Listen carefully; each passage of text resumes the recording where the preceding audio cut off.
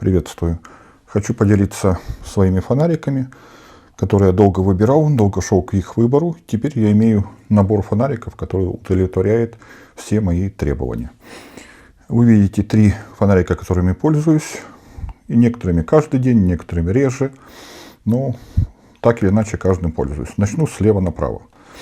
Значит, тут мы имеем это Wurkas HD 15. Это, наверное, самый дешевый фонарик из этих фонариков, но у него есть тоже свои плюсы, которые мне понравились и которые я использую. Во-первых, мне нужен был фонарик, который я могу держать в руке, ходить с ним. Могу на клипсу, причем двухстороннюю, что важно, и пристегнуть на одежду, еще куда-то. И если потребуется, внизу есть магнит, который я могу его намагнитить, поставить на какую-то металлическую поверхность. И это очень удобно. По возможностям, каждый фонарик, понятное дело, у него есть свои возможности. Здесь плюс-минус те возможности, которые у него есть, для меня достаточные. То есть не скажу, что он очень супер-пупер какой-то программируемый, но все, что у него есть, как раз достаточно. То есть это первый такой носимый какой-то фонарик, который дешевый для начала. Его не жалко, если он упадет, что-то с ним случится и так далее. Второй фонарик я специально искал наголовник. И вот нашел такой. Это у нас Nitecore HC65, вторая версия. Искал фонарик, у которого будет одна такая очень интересная специфика. У многих фонариков есть очень тусклый свет, но оно обычно 5 люменов, там 10 люменов и так далее. Здесь именно 1 люмен. То есть один раз нажав, я получаю очень-очень тусклый свет. Это очень интересно и полезно именно в тот момент, когда вы, например, ночью, вы вдруг проснулись в темноте, нету никакого освещения, чтобы не портить глаза и так далее. Я один раз нажал, и я все вижу. Очень удобная вещь, не раз этим пользовался. Остальные параметры плюс-минус так же, как у всех. Яркое, светлое и так далее, и так далее. Главное вот для него, что он наголовник и он с 1 люменом. И третий фонарик, это наключенный фонарик, это Nitecore Tiny 2, это вторая версия Tiny.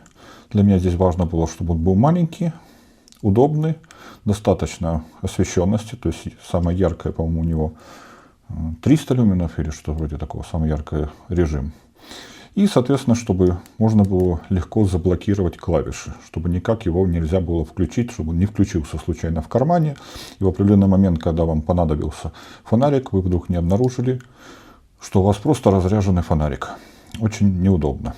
Но на самом деле даже такой маленький пындрик может светить достаточно далеко и легко. То есть был момент, когда надо было пройти по лесу в полной темноте, то есть светил шикарно, без каких-либо проблем.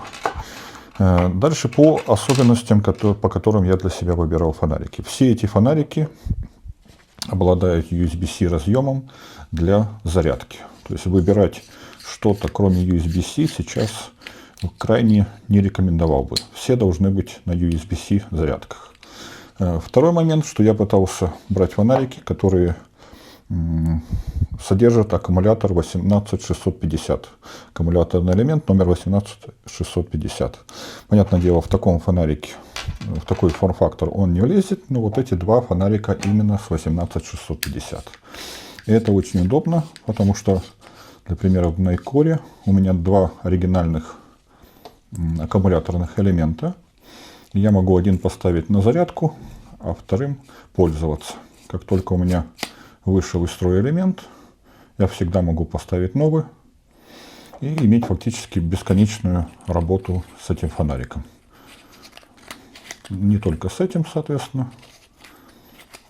Все подпружинено, все влагостойкое и так далее, и так далее. Поэтому иногда не с первого раза закручивается даже. Понятное дело, с этим фонариком здесь тоже та же самая система. Здесь свой аккумулятор Wurkas, но они взаимозаменяемы. И таким образом я получил возможность пользоваться фонариками в любой нужной мне ситуации, а в некоторых даже ситуациях использовать 2 фонарика. Например, этот фонарик я могу где-то что-то, например, нужно сделать в машине. Могу примагнитить его где-то в машине светить, а этот фонарик надеть на голову и, соответственно, более точно направить на нужное мне место освещения. Вот такие вот фонарики использую. Дайте знать, вы такие же используете или какие-то другие. Если понравилось видео, ставьте лайки. Есть вопросы, задавайте, отвечу.